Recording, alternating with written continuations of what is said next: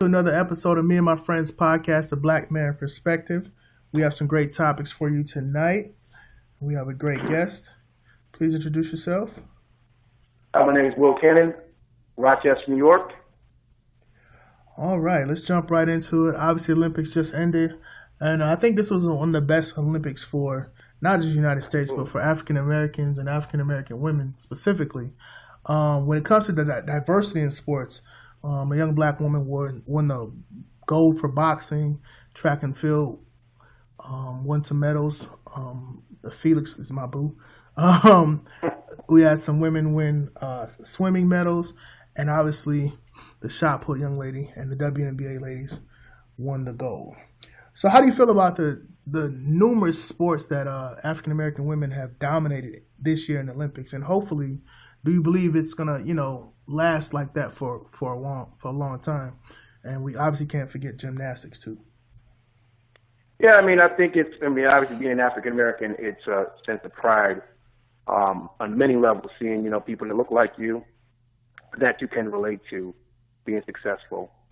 And I think that the great thing about the Olympics only happens every 4 years. Two things that people don't pay attention to all the time, except every 4 years, is politics and women's sports. Women's sports is, you don't see the gymnastics, you don't see swimming. You really only have the WNBA, and I'd say women's, the women's national soccer team, what have you on back, things like that. You really only got U.S. soccer and WNBA. Those are the only sports you really hear about, see at all between the 4 years. And so I think that every 4 years you get a chance to see women at their best, whether they're African American women or not. And I think that the great thing about it is that when these women, are wearing our colors, doesn't matter, women or man or whatever, we support them, whether it's the swimming, right? Whether it's Lily King, whether it's Missy Franklin, whether it's Simone Manuel, the swimmer, or Simone Biles, gymnastics. It's for whatever reason we don't really promote women's sports except every 4 years during the Olympics, and maybe that can change.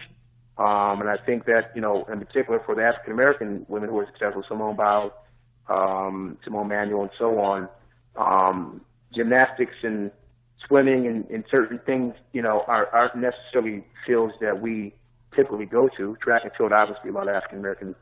But hopefully, with Gabby Douglas and Simone Biles and Simone Manuel swimming, hopefully they can encourage other young African women to kind of dive into some of the sports that typically we don't really bother too much. And that's what I think will help with not just giving this notoriety on a big platform, but with letting young African American girls know it's more to just playing basketball and just track and field.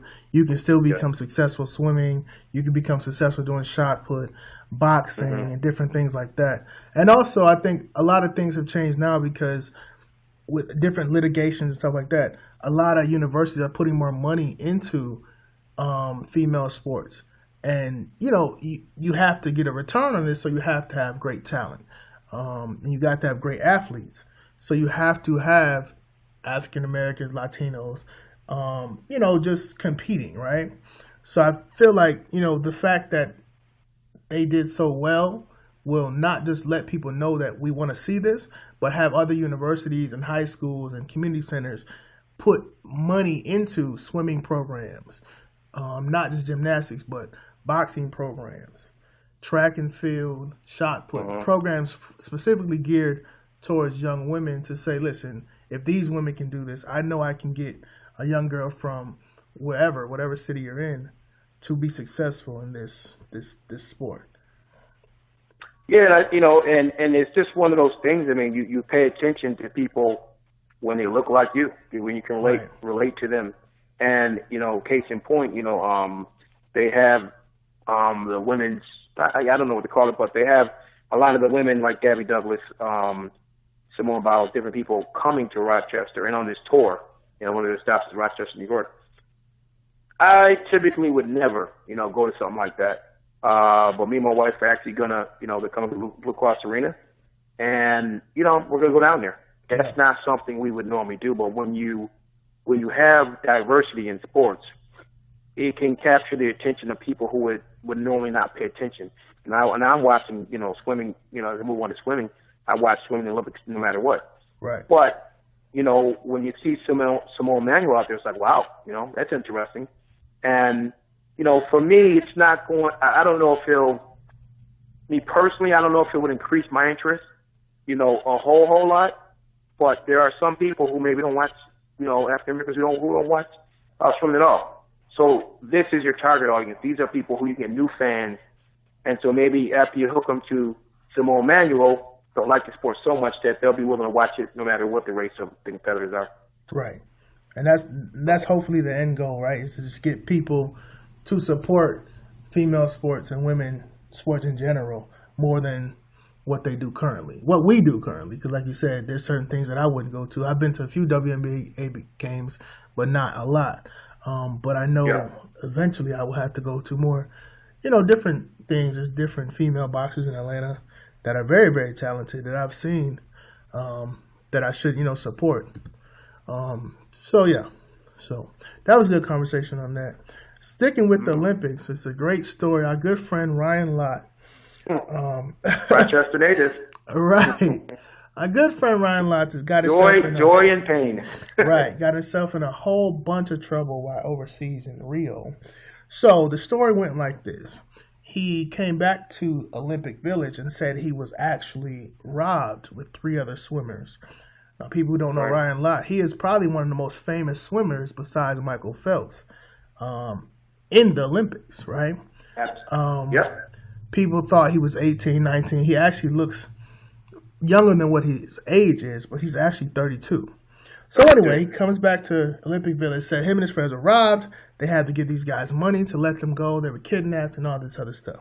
So the reason why this was a big story is because Rio had some issues with security prior to the Olympics starting. And they have let people know that, we may not be able to protect you. We'll do our best. And obviously, you do not want a nightmare of athletes getting robbed or even tourists getting robbed, right? So he played to that hand and said he was robbed, a gun was in my face, and I was scared. These guys were acting like they were police. I had to give them money to get me back, to get back to Olympic Village. He decided to leave the country.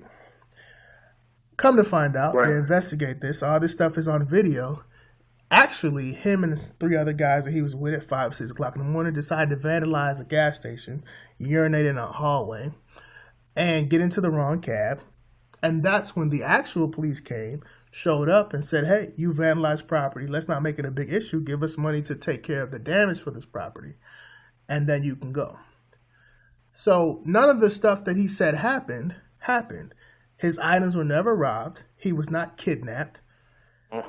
And now he's not only dyed his hair, he changed his story. Yeah, it was foolish. Right. He dyed his hair to brown, to like a chocolate lab color. And he left his friends high and dry.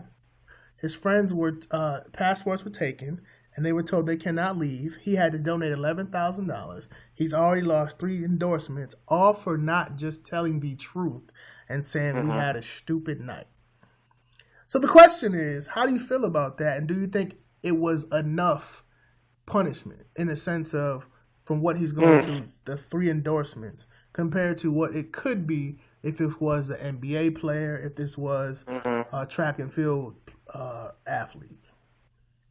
Well, Ryan Lochte, as I said, if he's born in Rochester, and then I know he spent part of his life a little bit on the outskirts, I think in Bristol, Huntington Falls area, a little bit out, but.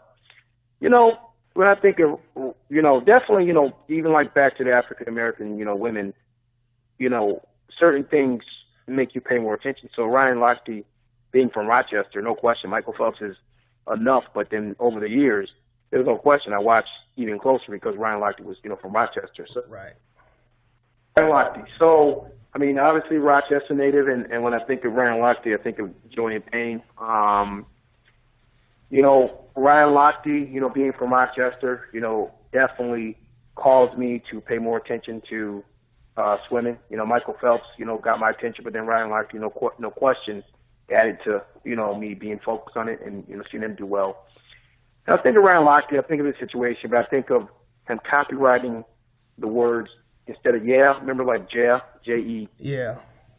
So he thought that was, I don't know, he thought somehow he was going to make money off of that. Him going to the medal stand with the diamond-studded, ice grill, Yeah. But all these things, that was a younger Ryan Lochte, As you stated, the one thing that stood out with this story is that this man's now 32 years old. Right. You look pretty foolish. He's supposed to be the veteran of this group. These are some younger kids, 18, 19, in their early 20s, maybe somebody in their mid-20s, but he's supposed to be the leader of this. And obviously there could be something said about, does this guy have an alcohol problem, Right. Because, 32 years old, it's kind of your responsibility to control your alcohol, meaning, you should know how much you can drink and how much you can't drink. And for a 32-year-old man to be intoxicated and lose that kind of control makes me question whether this guy has a problem. I mean, you're 32 years old. Are you really still supposed to be in the party mode like that? To where you lose control and just do stuff like that. So that's a problem and something to look into. And then what he did was, wrong. He ran, and that was pretty foul. I mean, I'm guessing maybe it's the whole thing. You commit a crime and everybody split up, right? Right. So I'm not necessarily thinking he left his guys behind. It could be like, hey, let's all split up because if we try to leave the country together, right, it's easier to get caught. So it might have been like that because he got away and the other guys got caught, and then the other guys saw what happened and he stayed behind. He hid out for a while. So until they caught him. So and then the question about the sponsorship. I mean, I think it's just. I mean, at the end of the day, it's all about image. Ryan Lochte, before this, I mean, he was, I think one of his sponsors was Ralph Lauren, one of them was Speedo, and one was, two more. These sponsors are the reason why you're able to get to the Olympics, Right. Ralph Lauren paid for, a lot of those outfits in Speedo. I mean, so they pay for all your bills. This was a bad move. Because, number one, he has to get sponsorship to even swim again if they were going to let him. I think it was fair. I'm all for the redemption story, so I'm kind of okay if they let him swim in 2020. Right. And I'm also okay if they don't let him swim.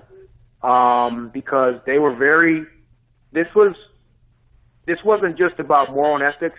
If you listen to the Olympic IOC, United States IOC spokesman, he made it clear that they felt that Ryan Lochte cost a lot of athletes time, on the various stations, because while the various stations over the 3-4 days are chasing this story, right, people are winning gold medals, people are doing well, and they're not getting TV time. Right. So they feel like this is more than just about bad decisions. This is about them feeling that he's responsible for other athletes who worked hard not getting their due time due to his foolishness. So I think that whatever they do to him, if they let him swim in 2020 or not, I think it's fair. Yeah, and I agree with your point. It's sad, though, that it took him, like, he made his mistake at 32. The behavior that we seen in the video literally is things that I really thought, oh, he's 18, 19, 20. I can expect that from a 20-year-old, a 25-year-old, 18-year-old. Yeah.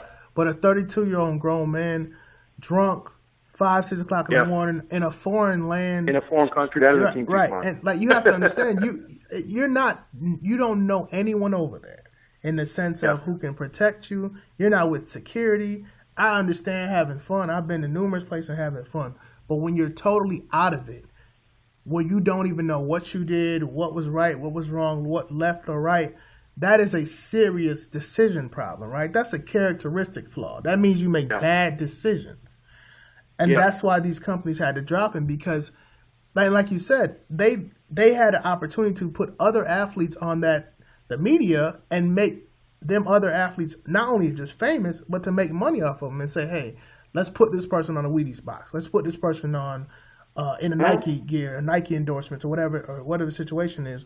But because we're worried about this foolishness, we can't really do that. So I understand them dropping him, and because at first it was really not a story. People thought, "Oh my God, people are getting robbed." It was really like, we really believed. Yeah, you believed it, right? Because the whole fear of people saying that Rio's not a great place to be right now because you have money-making Olympics coming there, and the city's not doing good financially. So, it's sad that was the story he went with. It kind of just played on the city's fears and the athletes' fears. And unfortunately, it backfired on them. I personally hate the point about the public, what it did for other athletes versus them. I look at CNN.com every day. Every day, multiple times during the day throughout the Olympics, you would have updates about, U.S. athletes, winning gold, winning silver, or even not doing well. They're usually success stories, right? Right. For 4 days in a row, the top story, and I think that story started like on a Wednesday, but, maybe it was a Thursday. For 3 or 4 days straight, Thursday, Friday, Saturday, Sunday, whatever, it was Ryan Lochte, and at various parts of the day, they might put up this person won a gold medal, but then check in hours, right back to Ryan Lochte, the latest update. And so there's a literal, very, probably one of the more popular, news media outlets, CNN.com, and they're rightfully so because they have no loyalty to the Olympics. They're trying to sell newspapers, if you want to say, right? Right. They're trying to sell a story. And Ryan Lochte was a more interesting story, but if, unfortunately, had he not done it, the stories would have been who was winning the actual gold medals, silver medals. Right. And that's unfortunate. And you can't be mad at CNN because they're giving the people what they want. They're reporting but news. Had he not done that, then they would have been forced to tell the good stories about the Olympics, and that would have been better for everybody. Right, and the old saying, so, just make your money and leave. All he had to do was swim and then leave. He could have did all that here in the United States and been perfectly fine. But there you go. Whatever. One of the last Olympic stories, which is also pretty good. I believe yesterday, the USA basketball director Jerry Colangelo decided that he wanted to come out and say that international teams need to get better. His exact quote was, "I'm all for raising the bar for global basketball. The more interest in basketball on all levels, I'm for. I'm a lifer of the game. I love the game. Basketball is the number 2 sport in the world, but we need to see other countries get their acts together and become more competitive." Now, the USA team won by 3 twice and won by only 6 once. So do you think if the other teams will get better, given the fact that most star players in the NBA do not play in the Olympics, this is not the 80s or the early 90s, do you think this will be a good thing for the Team USA or a bad thing? I got 3 words. Pick a side. I mean, he's talking off 2 sides of his mouth. Do you, A, want to keep winning the Olympics, or do you, B, want to be challenged? Right. It looked like the United States was challenged enough this Olympics. Looks like they were challenged pretty good. I think that the problem with him and his position and probably his mentality is he's got a global perspective for growth, and at the same time he wants us to win. To me, that doesn't really sound patriotic, I think he should be more focused on us continuing to win. And I understand maybe his side job is to, promote global growth of the game. Some things are just best not said, and I think you can promote the growth of the game without wanting teams to get more competitive against us. It just doesn't make a lot of sense. I don't think Hillary Clinton right now is going to say, I'm glad I'm ahead, but I'm really hoping for more competition. I hope Mr. Trump catches up, Right. Like, it just doesn't make any sense. I mean, do you want to win or not? And it looks like the rest of the world from this Olympics, it looks like they're doing pretty well with competing.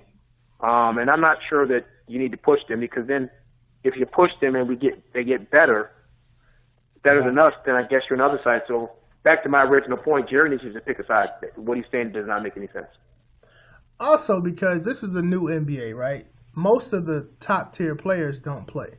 LeBron and Steph Curry. Right. Yeah. Those guys aren't playing. Whether it's injury, whether it's, tired, whatever the situation is, they're not playing. So the second tier players are playing. So when the second tier players are playing, you're not only going to get challenged, but you're going to have nights where you might lose, right? So why would you then say, I want the competition to increase? When you know for the last, let's go 5 years, 4 or 2 other times that they played the Olympics, most top tier players have said, no, I'm going to pass. Or I'm going to come. And the last time, Paul George got hurt. And he was one of the best players at the time. So, and then KD dropped out. So you have issues where, like, to me, let's keep it the way it is. I wouldn't encourage them to get better. If they want to get better on their own, that's them. But I wouldn't encourage that because then again, you have to also encourage the top tier players that we need you to play for your country and then you have the players saying the same thing. Some players, Carmelo Anthony said, he's glad he has a, gold for the country. And he kind of said, I don't really need an NBA championship. Then you have guys that say, I'd rather have an NBA championship than have gold. So it's kind of like, which side are you on? Yeah, like isn't it interesting how the guys that wish they say the Olympics, and it's an interesting topic, but I notice how the guys that don't have NBA rings are the ones that said they prefer the Olympic medals. I wonder what LeBron would say. I mean, I think the political right answer is probably you'd rather have the medal, but I don't really hear too many of the guys who have rings saying that because I think at some level, many of them probably prefer their team rings. Right. And I think it all goes on where they're at, right? If they're overseas, they have to promote the gold medal for the United States. Yeah. If they're in New York or LeBron in Cleveland, he has to promote the Cleveland Cavs or the New York Knicks. So it all depends on where they're at. But I just don't understand why he would come out with that. And he waited strategically till they won the gold to say it. He didn't say this a week ago when they were struggling. So of course not, because then that'd be pressure. Right. So that was a good talk on Olympics. I want to just run into 2 other sports. We can talk baseball real quick and then get into the NFL preseason. Mm-hmm. Josh Hamilton was cut, I believe, yesterday or today.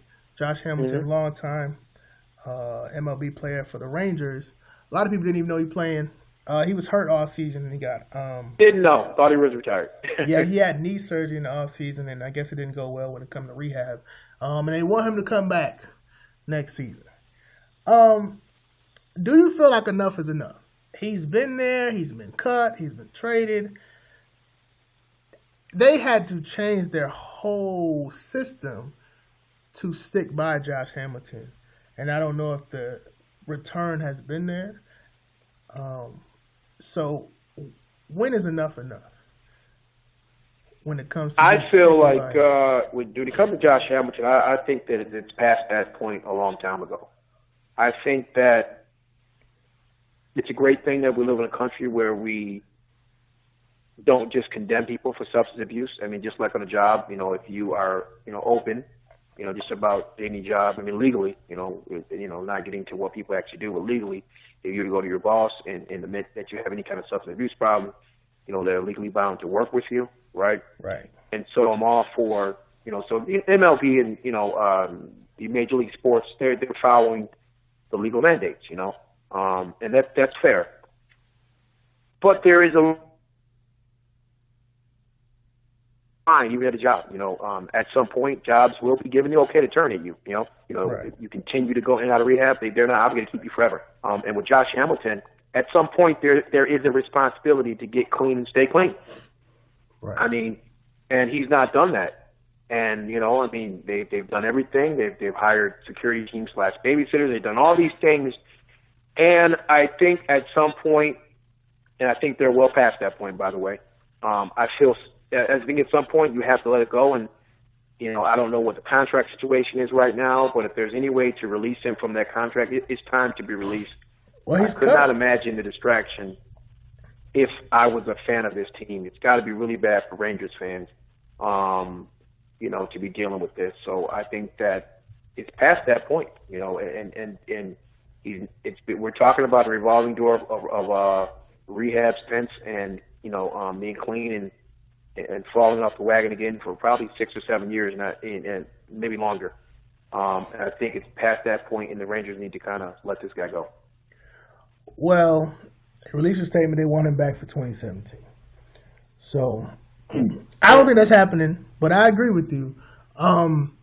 But also, I think it kind of, to me, if I was a player in that organization and see all the things they've done for Josh Hamilton, I would kind of see like, wow, they singled this guy out, and they've done a lot for him. And I'm not saying they shouldn't; they should. But at some point, we were talking about this 5 years ago, 6 years ago, when he was one of the best hitters in the league. So, it's just when you see other players getting cut or traded, and you see other players saying, we have to go in a different direction. Even though you may like or poor performance. Even though we like somebody, we have to make a business decision for the betterment of the team, and I don't feel like they're doing that. And this wasn't that long. The Texas Rangers were one of the hottest teams in the league. Went to the World Series 2 years in a row within the last, 6-7 years? Right. So I'm like, I think we have to just take it with a grain of salt, and the Rangers have to, get a grip and just say, listen, we've supported you through your tough times. We will continue to support you. You just don't have we just don't have to support you while you're a player on this team. And the MLB have, and not just MLB, but off Major League Sports have programs for people who have addiction issues or whatever issues they have.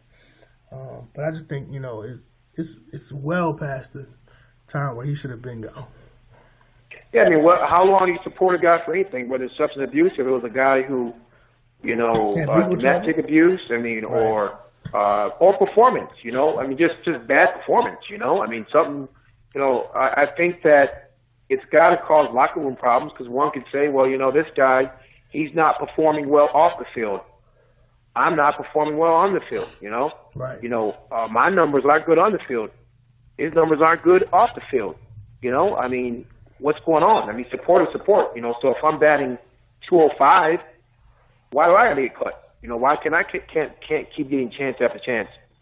I think at some point, and we're talking about this has been going on for, my goodness, 7 or 8 years, I feel like, with Josh Hamilton off and on, I mean, that's a long time for other guys to have to watch you be supported. And at what point does it cause dissension? I have to imagine it must cause dissension in our locker room, feeling like at some point, what is it Josh Hamilton's responsibility to get clean and no longer the team's? Right. Well, that was a good discussion on one of the major news breaks of the day for baseball. Let's get into this NFL rundown preseason real quick. No major injuries so far. I know that's a big thing between organizations, but no real, we've had injuries here and there, but not no first-tier players have been seriously injured, so that was good. Tom Brady's playing. I believe he's going to start one of these games, I think, this week.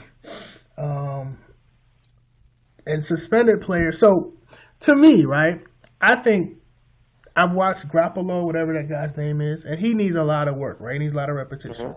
To me, if you take Tom Brady and put Tom Brady's reps in there away from Garoppolo, to me that takes away the reps that he needs to get better and sustain the Patriots for 4 games.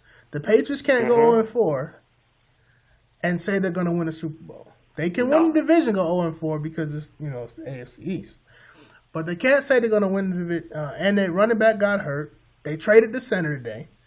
So I feel like Garoppolo needs to be getting the main reps and the majority of the reps when it comes to preseason games. You're going to put him in there, put him in the fourth quarter. But then again, they don't want to get him injured, so they're not going to put him in the fourth quarter. So how do you feel about not just Tom Brady, but there's a lot of players with issues getting reps when they have 4-game suspension pendings or 5-game suspensions or 6-game suspensions? Yeah, being in Western Europe, we have several. We just got Carlos Williams, got cut the other day. His performance, which was based on his weight, but also he was going to, it made the decision easier when you're out of shape, not playing well, and you're going to have to serve a 4-year suspension. Marcel Darius, obviously, marijuana is going to have to serve a 4-year suspension. And there's one more guy who's going to have to serve a 1-game suspension for a still yet undisclosed matter that, people can't figure out what he did. So I think at some level, it sends the wrong message. Right. It sends the wrong message. About what a real punishment is. I think that if you listen to guys talk about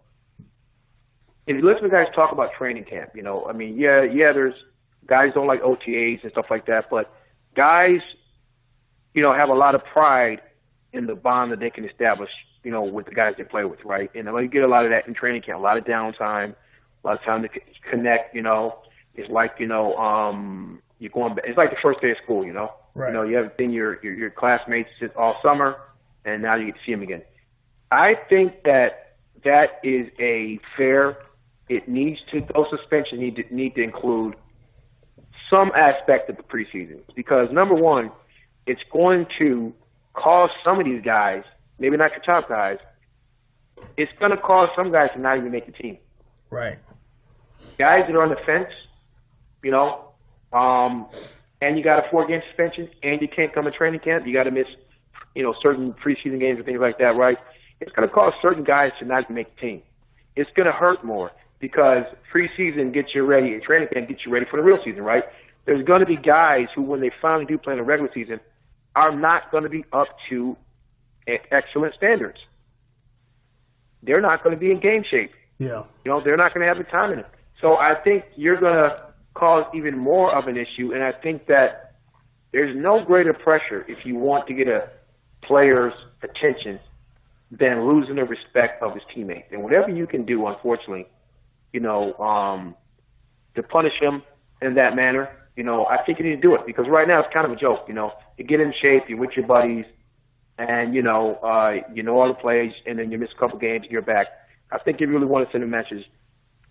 Missing training camp, missing preseason will really, push the message to the rest of the team that you personally have put yourself first and let the team down. Right.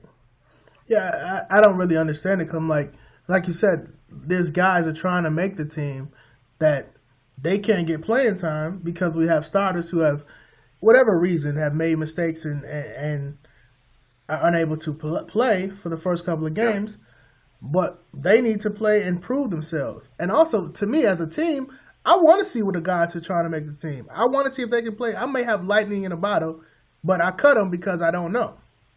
You know what I mean? I want to know who I can trust when it comes to this season. The season's not that long. So if I can find a running back who is better than the first-string running back who the Steelers suspended for a few games because he decides he wants to get high, or if you're the Browns, because I have a wideout who decides he wants to get high. That's Gordon. So I want to know who I can trust. If I have a young kid, I can keep him straight, keep him on a straight and narrow, keep a good people around him. I'd rather invest in that than to invest in guys who none of these guys have made just one mistake. A lot of these guys have been making numerous mistakes. Dario, after the Bills, the linebacker, Marcel Dyer, several mistakes already. It's not most of these guys. It's not their first time crossing the line too far. These are numerous mistakes, and they finally just caught up to them, and they got punished with a suspension. So I want to not. I'm not necessarily have to go in a different direction, but I want to just test the waters and see. Okay, what do I have here in case he makes another mistake, and I have to go in another direction? That's right. So that's how I feel. Last topic. I've said this to some guys, and they thought I was crazy. And they said, it's the preseason. I really believe Dak Prescott is going to take Romo's job. Romo's always hurt. Every year he gets hurt, right? Every year he misses games, whether it's a rib, whether it's a shoulder, whether it's whatever. To me, if Romo misses significant time this year, and that's 3 games, 4 games, 2 games, Dak Prescott's going to take his job. He's already got the trust of Des Bryant, Williams. He controls the offense. And people say, it's just preseason. The fact that he can drop the ball out the sky to Des 20, 30, 40 yards down the field and already got a relationship with these guys, that shows not only his work ethic, but that shows those guys' trust in him. In him. So, to me, this is one of the best backups they've had, because usually they get like a 40-year-old backup. Jerry, I don't know what Jerry doing. So, but this year they got a rookie, they got a young guy, and they said, listen, let's see what the future can hold. And I think if Romo's hurt a significant time like he typically is, I think his job is done. I think his job is right. done. Right, absolutely. So anyway, well, I'll tell you what. One thing they say about back problems, they never get better. Right, and a lot of it, some of this stuff is Romo's fault. He holds the ball too long, whatever. Those takes crazy hits. And he's tough because he'll come back. But the point is, why would I let you come back injured when I have a freshly young, healthy guy standing right next to me? If I'm the coach, right. I'm just saying, if I'm the coach, I got a healthy guy who I know can get the job done. And, Dallas is so shaky. We never know what Dallas gets. But if the running game is good, like it was a few years ago, the defense is just decent, and you can just get a few points on offense, Dak will be my guy. Right. So, and look, let's go see what Jerry Jones, because the coach ain't going to say nothing. Jerry Jones will have to make that decision. So. Right. Now it's funny. Dak Prescott, great, college player, SEC, obviously. I don't remember the last time that there was a backup quarterback in Dallas that even you wanted to start even probably one game. Right. I mean, since Romo's been there, it's been pretty pathetic on backups, It's one guy after another. John Kittner. Like, oh my. John Kittner. Say it again? John Kittner. Yep, John Kittner. I'm trying to think who was there last year. They had a couple stiffs there last year. What's the dude that started for the Bills 2 years ago? He was there. Wonder. He retired. The Bills had a decent record. He retired. Kyle something. Yeah, he was there like 1 year. Yeah. Yep. Dak Prescott. Now, this guy. First of all, you can almost say Romo's probably gonna get hurt, just like Big Ben.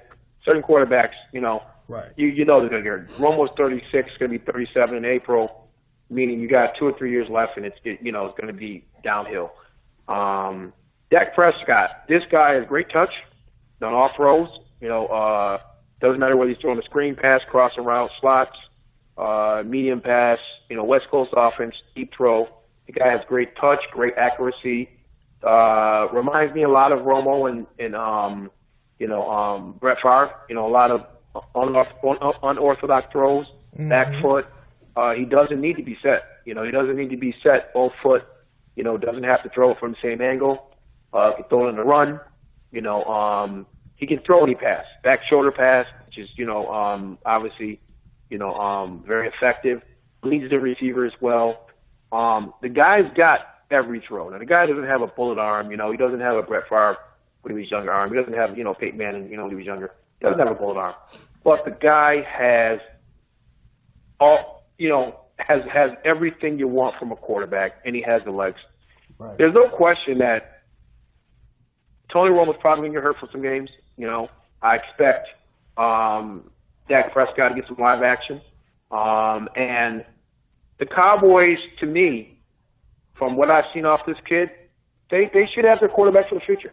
I mean, they look pretty good. They should have a quarterback for the future, and the potential is there for this guy to be great. Drew Brees great, Cam Newton great. I mean, when you look at the guy in a preseason game and he's looking this good already, that says something. And one thing that I always look at with young quarterbacks, you got Cardale Jones in Buffalo, you have this guy in Dallas. What is the body language of the guy in the pocket under duress? Right. That shows a lot. And Dak Prescott, when that pocket collapses, this guy stands there, stands strong, does not rush the throws. That is the sign of a great quarterback on the way. Confidence. Gotta have it. Quarterback has to have confidence. Yep. Gotta have confidence. Well, that was a great episode. That was a great episode of Me and My Friends Podcast, The Black Man Perspective. See you all next week.